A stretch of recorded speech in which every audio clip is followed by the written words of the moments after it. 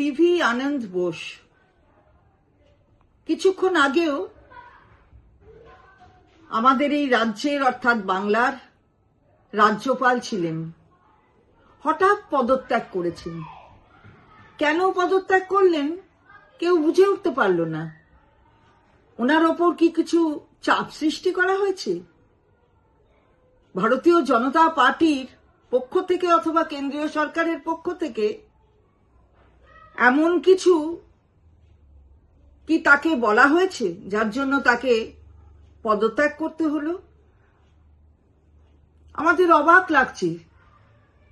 কিছুদিনের মধ্যেই নির্বাচন, তাহলে কি কেন্দ্রীয় সরকার অথবা ভারতীয় জনতা পার্টি তারা চায় না যে বাংলার নির্বাচন হোক? এর ভেতরে কি অন্য কিছু লুকিয়ে আছে? মানে এই যে সাপ্লিমেন্টারি লিস্ট বেরোনো, সেগুলো সময় মতো না বেরোক, এখানে একটু রাষ্ট্রপতি শাসন হোক, এরকম কি কোনো মনোবাঞ্ছা আছে কেন্দ্রীয় সরকার এবং ভারতীয় জনতা পার্টির? হঠাৎ কিসের পদত্যাগ?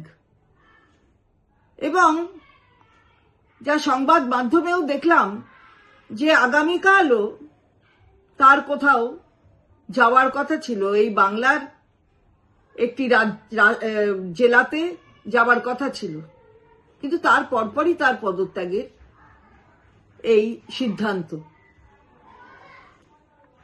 মাননীয় মুখ্যমন্ত্রী আমাদের দলের সর্বোচ্চ নেত্রী, তিনিও সংবাদ মাধ্যমে লিখেছেন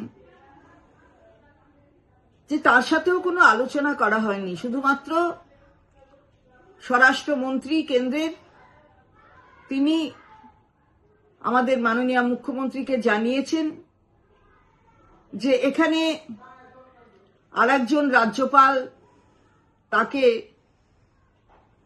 অ্যাপয়েন্ট করা হবে, তিনি RN নবী, তাকে এখানে রাজ্যপাল হিসাবে অ্যাপয়েন্ট করা হবে। অথচ আমাদের মুখ্যমন্ত্রীর সঙ্গে কোনো আলোচনা এ বিষয়ে হয়নি। অদ্ভুত ব্যাপার। গণতন্ত্র কোথায়? সংবিধানের মান্যতা কোথায়?